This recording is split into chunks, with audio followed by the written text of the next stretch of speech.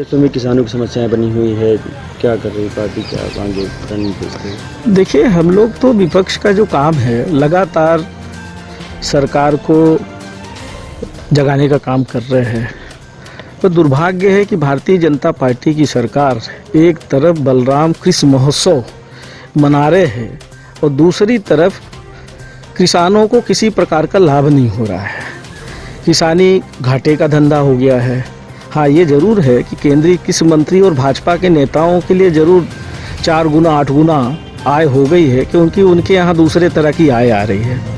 आज खाद इतनी महंगी हो गई, बिजली महंगी हो गई, बारिश हो नहीं रही है, खाद देने की इतनी जटिल प्रक्रिया कर दी है, किसान तो बर्बाद हो गया और सरकार सो रही है। ट्रांसफार्मर्स सैकड़ों की संख्या में एक विधानसभा क्षेत्र में जले। हमारे सियावल विधानसभा क्षेत्र में ही सैकड़ों संख्या से ज़्यादा ट्रांसफार्मर जले हैं और आए दिन जलते ही जा रहे हैं। बदलने की जो गति है वो बहुत धीमी है। इसी तरह अगर हम पूरे संभाग और प्रदेश की बात करें तो हमें लगता है कि 50,000 ट्रांसफार्मर जले होंगे और बिजली की अघोषित कटौती हो रही है। बिल भर मनमानी आ रहा है। बिल इतना ज़्यादा आ रहा है कि लोगों को अपने घर गृहस्थी के सामान गिरवी करके चुकाना पड़ रहा है। नोटिस जारी हो रही, वारंट जारी हो रहा है। जहां बिजली का बिल अगर नहीं जमा हुआ है तो बिजली काट देते हैं। तो कहीं न कहीं ये सरकार किसानों के साथ, गरीबों, मजदूरों के साथ बहुत बड़ा अन्याय कर रही है।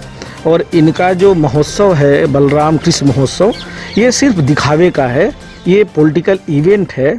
सच्चाई में तो कुछ और ही। अभी आपने देखा भोपाल में 3 दिन किसान वहाँ पे आंदोलनरत रहे और मुख्यमंत्री जी की तरफ से आश्वासन मिला कि जो जटिल प्रक्रिया है खाद और देने की, उसमें उसको हम ख़त्म कर रहे हैं। पर अभी भी वही स्थिति है।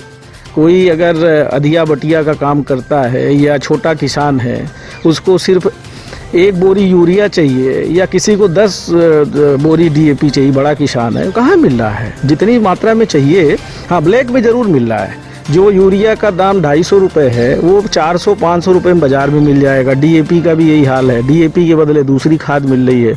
तो किसानों के साथ तो भारतीय जनता पार्टी की केंद्र और प्रदेश की सरकार छलावा कर रही है। किसानों की आय दोगुनी करने की जो बात कही थी, अच्छे दिन के जो नारा दिए थे, वो सब पूरी तरह से फेल हो चुके हैं। जीवन कानून व्यवस्था का देखिए, सिर्फ रीवा ही नहीं, पूरे प्रदेश में कानून व्यवस्था की स्थिति बहुत खराब है। आए दिन घटनाएं हो रही हैं। आए दिन आम जनमानस के साथ लूट खसोट से लेके डकैती से लेके और मर्डर तक हो रहे। अभी रीवा में ही थोड़े दिन पहले ही 2 मर्डर हुआ है। और हम समझते हैं कि इस तरह की घटनाएं तब घटित होती हैं जब अपराधियों को डर नहीं होता है, प्रशासन का डर नहीं होता है। तो कानून व्यवस्था के नाम की चीज़ तो मध्य प्रदेश में बची नहीं है। ये कॉलेज इस समय खाली पड़े हुए हैं, क्या छात्र एडमिशन क्या है? देखिए, ऐसा है कि शैक्षणिक जो संस्थाएं हैं उनको तो पंगु बनाने का काम भारतीय जनता पार्टी की सरकार ने किया है। आज हमारे चाहे स्कूल हो चाहे महाविद्यालय हो सरकारी, वहाँ जिस रेशियो में प्राध्यापक शिक्षक होने चाहिए वो है ही नहीं। और जब फैकल्टी नहीं होगी, शिक्षक नहीं होंगे, तो बच्चे कैसे एडमिशन लेंगे? मजबूरी में प्राइवेट कॉलेज और स्कूल में बच्चे पढ़ने के लिए मजबूर हो रहे हैं। संदीपनी स्कूल जो इन्होंने खोला है, आज ये स्थिति है कि संदीपनी स्कूल में पूरे ब्लॉक में एडमिशन तो कर लिए और गांव-गांव के बच्चों को जो है ना एडमिशन दे दिया। आज बसों की व्यवस्था नहीं है और बहुत सारे बच्चे स्कूल जाने से प्रभावित हो रहे हैं। यही हाल पूरे प्रदेश में है।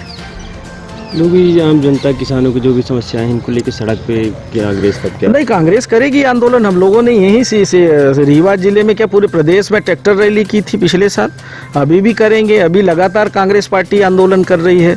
तो ऐसा नहीं है कांग्रेस पार्टी आंदोलन नहीं कर रही है। कांग्रेस पार्टी लगातार किसानों, गरीबों, मजदूरों, युवाओं, छात्रों के हित में लगातार कांग्रेस पार्टी आंदोलन कर रही है। प्रदेश और देश की सरकार को जागृत करने का, जगाने का काम कर रही है। पर दुर्भाग्य है भारतीय जनता पार्टी की केंद्र और प्रदेश सरकार की प्राथमिकता में किसान है ही नहीं।